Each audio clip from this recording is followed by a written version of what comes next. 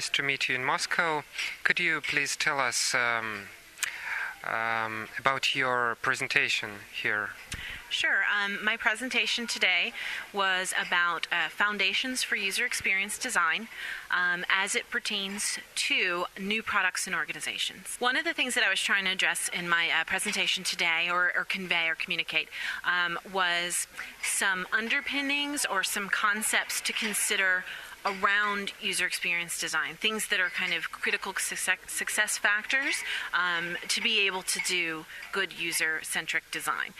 So, for example, I talked today about branding and its role as a parent component of user experience.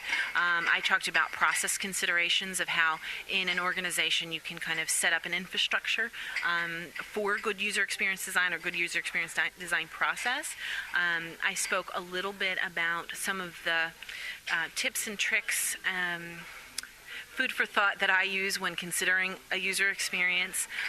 Some things like that, for example, is having natural conversations with the user, that type of thing. And then finally, I touched a little bit on user research methods, things that would be appropriate for a smaller organization or a new product to kind of get you started. And an example of that was the value of secondary research as opposed to primary research for a new organization. What do you think about surveys, like when users type their thoughts directly? Well, I think never miss an opportunity for feedback.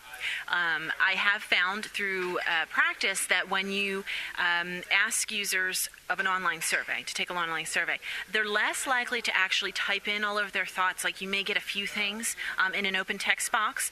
So a lot of times you want to use different tools like rating systems or multiple choice questions. But I find it incredibly helpful, and it's a very quick way, especially for a small organization with limited resources, to get quantitative information from a number of users about product features, about usability of a site, and it's inexpensive to do. So I feel very strongly that that's a valuable approach.